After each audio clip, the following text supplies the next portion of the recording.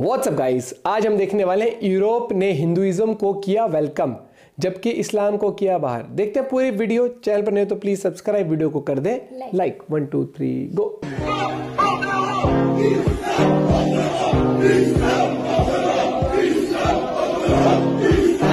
मौजूदा आलमी हालात में इंटरनेशनल फ्रंट पे जो सूरत हाल है, हरे कृष्णा हरे कृष्णा कृष्ण कृष्ण हरे हरे हरे राम अरे सो स्वीट। जिसका हमें डर है कि ये चीज़ें मगरिब में अब मज़ीद होंगी, मुसलमानों के ख़िलाफ़ जो नफ़रत है वो बढ़ेगी। उसके पीछे ऑब्वियसली मुसलमानों के कुछ रवैये हैं जिनको बदलने की ज़रूरत है। भाई आप 1.5 बिलियन है मगर आपके पास कोई खास यूनिटी तो है ही नहीं, स्ट्रेंथ तो कोई खास नहीं है। हम बात करें 35 to 36 कंट्रीज ने पहले इंडियंस के लिए वीज़ा फ्री एंट्री कर दी थी। अब इटली की पीएम ने इंडिया के बच्चों को एक वो गिफ्ट दिया है। वो ये है, उन्होंने कहा है कि जो बच्चे यहाँ पढ़ने आए हुए हैं ना, वो यहाँ पर पूरा 1 साल ऐसे ही रह सकते हैं। पाकिस्तान क्या बात है। ने 3 जंगें लड़ी हैं और 3 जंगों में नुकसान उठाने के अलावा कुछ मुंह की नहीं खाई किया। है, और बस मुंह की। हमें अब चाहिए कि हिंदुस्तान के साथ सुलहजुई का रास्ता अख्तियार करें। इंडिया जो है 4th कंट्री बन जाएगा जो 50 सैटेलाइट्स लॉन्च करेगा आने वाले 5 सालों के अंदर। ISRO plans to launch 50 satellites for intelligence gathering. हमारे मुल्क को पता नहीं किसकी नजर लग गई, हमारे हमसाए चांद पर पहुंच गए। दुनिया को कहते हैं कि आटा नहीं, वो कहते हैं एटम बम। खाओ है ना तुम लोगों के पास। इंटेलेक्चुअल्स हैं, आलम दीन हैं, उनको कुछ होश के नाखून लेने पड़ेंगे और अपनी आवाम की जहन साजी करनी पड़ेगी।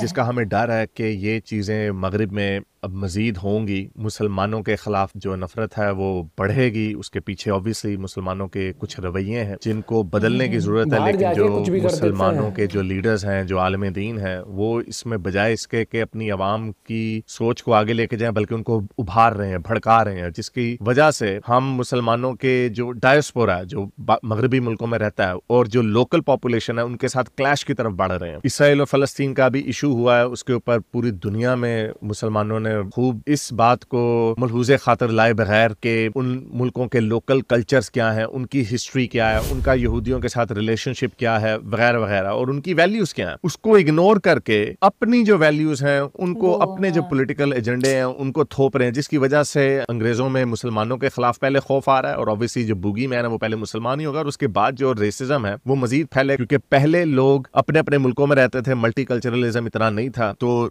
मुल्कों की जंगें होती थी, सिविलाइजेशंस की जंगें होती थी। लेकिन चूंकि अंग्रेज थोड़ा ज्यादा एडवांस हो गए बाकी दुनिया की निस्बत, उन्होंने सबके लिए दरवाजे खोल दिए। इस बात को सोचे समझे बगैर के जब दूसरे कल्चर के लोग आते हैं तो उसके बाद आपकी सोसाइटी के ऊपर क्या फर्क पड़ता है, तो इसके ऊपर बात करते हैं। तो चलते हैं आज की वीडियो की तरफ। तो अभी एक वीडियो नजर से गुजरी जिसमें एक अंग्रेज है, लगता है वो थोड़ा जरा व्हाइट सुप्रेमेसी की तरफ शायद ज्यादा हो, लेकिन जाहिर बात है वही लोग पहले बोलेंगे। जो बीच के लोग हैं वो तो इग्नोर करते हैं इस तरह की चीजों को, लेकिन डर ये है कि जो बीच के लोग हैं वो राइट की तरफ जाएंगे, यानी अपनी कौम परस्ती की तरफ बढ़ते चले जाएंगे, क्योंकि उसके पीछे मुसलमानों का रवैया है। हमने देखा है झंडे लगा रहे हैं। अब इंग्लैंड में फलस्तीन के झंडों की क्या तुक है, क्या लॉजिक है, इंग्लैंड का उससे क्या लेना देना। ठीक है, आप कह सकते हैं कि उनकी हुकूमत की जो सर्टेन पॉलिसी है ज़ायनिज़्म या इसराइल को लेके आपको एक शिकवा है, लेकिन अब आपके ऊपर भी तो एक रिस्पॉन्सिबिलिटी है। आप भी तो इंग्लैंड के शहरी हैं, तो आप भी ये जो काम कर रहे हैं झंडे लगाना, और उसके नतीजे में जो लोकल अवाम है उनको, उनकी वैल्यूज को, उनको चैलेंज करना एक गैर सियासी तरीके से। ठीक है, आपने अपने एहतजाज किए हैं, प्रोटेस्ट किए हैं, अपनी सोच दिखाई है कि इंग्लैंड और इन मुल्कों में एक मुसलमानों की पॉपुलेशन है जो इन मुल्कों की इसराइल की तरफ पॉलिसी वो उससे खुश नहीं है।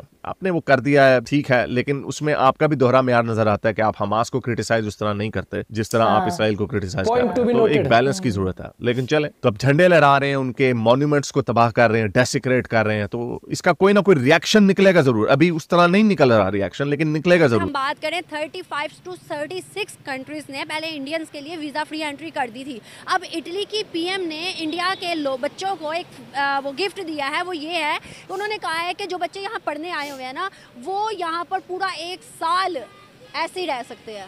कोई वो नहीं करना पड़ेगा, 1 साल पूरा वैसे ही रह सकते हैं। On the other hand Pakistani बच्चों की बात करें सर, वो बाहर जाना चाहते हैं और कैसे जाते हैं आपको भी पता है। उसके अलावा उनको जब पैसे उनके दे के भी उनको वीज़ा नहीं मिलता। बड़े बड़े मुल्क तो बिल्कुल नहीं देते। सर क्या फ़र्क है हम दोनों ममालिक? इसलिए कि हमने अपनी जो उसमें बेस है ना, उधर से हट गए हैं। और हम हमारे हर आदमी की थिंकिंग है वो ये है कि जैसे चले जाएं और वापस ही ना आएँ। और वो जो लोग हैं ना वो अपने मुल्क से सिंसियर हैं, वो अगर जाते भी हैं तो वो कुछ ना कुछ करके अपने मुल्क के लिए करते हैं और उधर इंटरेस्ट अपने मुल्क से लेते हैं, उससे अपना लिंक जो है ना वो तोड़ते नहीं हैं। हमारे मुल्क में ऐसा नहीं है। हमारा मुल्क में अगर वो पढ़ा लिखा है या नहीं पढ़ा लिखा, इधर से बहुत से स्टूडेंट जाते हैं यूके में वगैरह में और उधर जाके स्टूडेंट वीज़े पे जाके उधर काम करते हैं, ये उसमें उधर से वो स्कैप हो जाते हैं और उसके बाद वो पाकिस्तानी स्टूडेंट क्यों ऐसा करते हैं? हिंदुस्तानी भी तो स्टूडेंट है ना, उतनी एज उतना सब कुछ, लेकिन वो नहीं करते। जी जी, इसलिए कि 80s से पहले वो हमारे बहुत पीछे था इंडिया। 80s के बाद उसमें रेजोल्यूशन आई है और उसमें से उन्होंने बहुत सारी उनके मुल्क में उन्होंने बहुत बूस्ट किया है। हमारे मुल्क वो बूस्ट की बजाय हम डिक्लाइन की तरफ चले गए हैं और इसलिए उनको पता है कि हम उधर जाके करेंगे क्या, कि पाकिस्तान में करेंगे अपॉर्चुनिटी कोई नहीं है, बिजनेस नहीं है, जॉब नहीं है, मल्टीनेशनल कंपनियों को इंटरेस्ट नहीं है, इन्वेस्टर है वो भाग गया, जो आया भाग गया, जो आने को तैयार नहीं है। तो इसलिए उनके मुल्क में अभी भी अपॉर्चुनिटी है। पाकिस्तान को किसने बर्बाद किया, मतलब हालात ऐसे किसने किए? आज अंकल बता दें पॉलिटिशियन। और वहाँ पे किसने संवारा मुल्क को, इंडिया को? उनके पॉलिटिशियन ने। इंडिया जो है 4th कंट्री बन जाएगा जो 50 सैटेलाइट्स लॉन्च करेगा आने वाले 5 इंटेलिजेंस बहुत इकट्ठी होगी उससे फिर। ISRO plans to launch 50 satellites for intelligence gathering. क्या राय रखते हैं आप लोग, कितना बेनिफिशियल हो सकता है इसरो का ये इनिशिएटिव आने वाले टाइम में इंडिया के लिए? और इंडिया जो है हमने देखा कि इकोनॉमी वाइज भी आगे आ रहा है, पॉपुलेशन के लिहाज से पहले ही टॉप की लिस्ट में है, हर चीज़ में ग्रो कर रहा है with the passage of time. अब इसरो ने भी ठान ली है कि नासा को और इन तमाम जो है ना जो लोग काम कर रहे हैं उस पे सैटेलाइट्स पे उनको पीछे छोड़ना है। छोड़ेगा इंडिया भैया, रुको जरा सब्र करते जाओ बस तुम। और कितना बड़ा रोल है इसमें इंडियन इकोनॉमी, इंडियन गवर्नमेंट और इसरो की टीम का। India is a growing power, इसमें तो कोई शक नहीं है ना। और जब आप पावर को आप जब एक ग्रोइंग पावर हो, इकोनॉमिक ग्रोइंग पावर हो, तो आपको अपनी ग्रोथ को मेंटेन करने के लिए और सस्टेन करने के लिए you have to make sure कि कोई ऐसी हरकतें ना हो जो आपकी इकोनॉमिक एक्टिविटी को किसी भी तरीके का जो है ब्रेक लगा दे।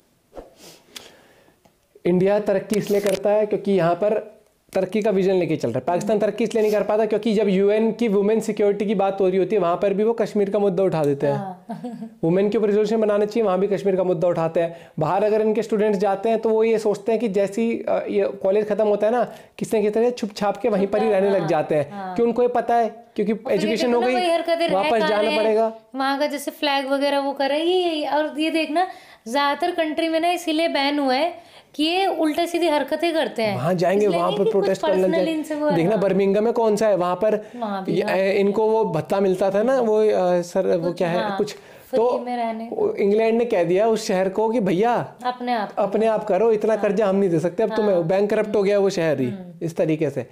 भाई जब तक देश की तरक्की की चाह नहीं होगी ना तब तक वो देश तरक्की कर नहीं सकता। और वो तरक्की आम आदमी कह दे मैं तो तरक्की चाहता हूँ, कैसे हो जाएगी जब तक कि जो पॉलिटिशियन है वही नहीं, वो तरक्की चाहते ही नहीं। उनको ये पता है तरक्की करना क्या है। जब देश लूटने वाला होता है IMF तैयार है, दे देगा पैसा, है ना। और फिर उस पैसे से कुछ लोगों के लिए कुछ करना तो है नहीं, बस देश का थोड़ा सा कर्जा उतारेंगे, थोड़ा सा फिर कर्जा ले लेंगे, थोड़ी अपनी जेब में भर लेंगे, चल ही रहा है धक्का मार के तो देश। और धक्के मार मार के तो भैया फिर बहुत लोग ही चलते हैं, लेकिन फिर वो लाइफस्टाइल आपका बेटर नहीं हो सकता। और जिनका हो रखा है ना उन्हीं का ही बेटर है। अब आम आदमी कैसे बेटर कर लेगा यार, एजुकेशन से लेकर कुछ नहीं बताते ना। 13-14 यूनिवर्सिटी है, उनका भी भट्टा बैठा हुआ है वहाँ पर। तो और फिर जो एजुकेशन लेने बाहर जाता है वो बाहर की बाहर रह जाता है। डंकी मूवी मुझे लग रहा है और मोटिवेट करेगी इनको अब कि भैया कैसे भी जाओ तुम वहीं रह जाओ, वही वाली बात हो रही है। भाई मैं यही कहूँगा, हिंदुइज्म को आप देखोगे पूरे वर्ल्ड में फॉलो किया जाता है और रिस्पेक्ट बहुत है हिंदुइज्म की यार। आप देखो स्टीव जॉब से लेकर कौन नीम करोली बाबा के पास आते हैं, फेसबुक का जो मेटा का है वो मार्क ज़करबर्ग वो भी आए हुए हैं, तो रिस्पेक्ट होती है जो कि, और एक वो आपको पॉजिटिविटी भी आनी चाहिए, वो वाली बात है। बाकी आप अपना पॉइंट ऑफ व्यू शेयर कर सकते हो। मिलते हैं आपसे वीडियो के साथ, बाय बाय, टेक केयर।